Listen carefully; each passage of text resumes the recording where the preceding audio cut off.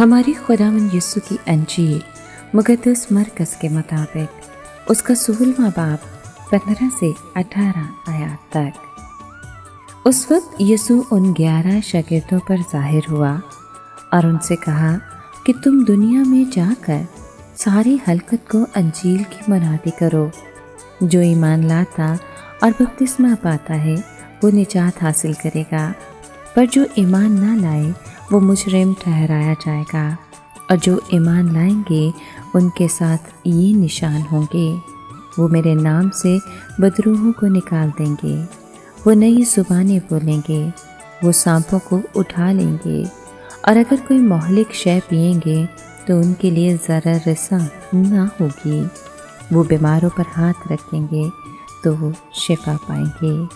پاک کلام کے پڑھے اور سنے جانے پر خداوند کی برکت ہو، خدا کا شکر ہو۔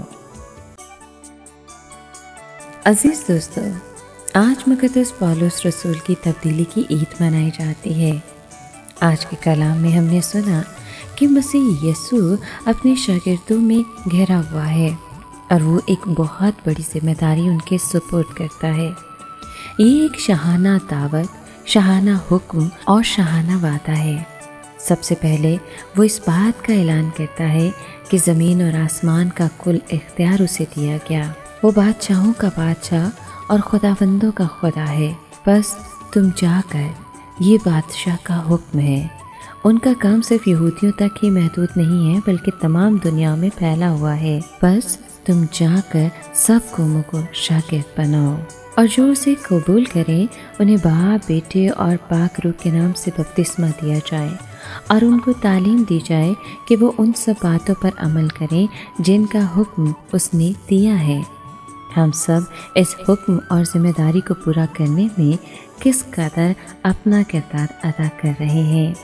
اس دنیا میں بے شمار لوگ ایسے ہیں جنہوں نے ابھی تک نجات دہندہ کے نام کو نہیں سنا ہے۔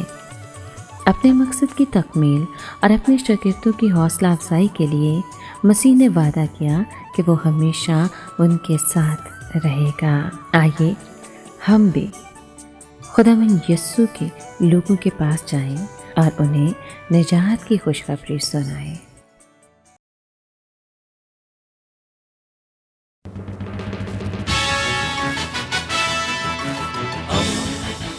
دوستی کا پیمبر، ریڈیو ویریتاس ایشیا۔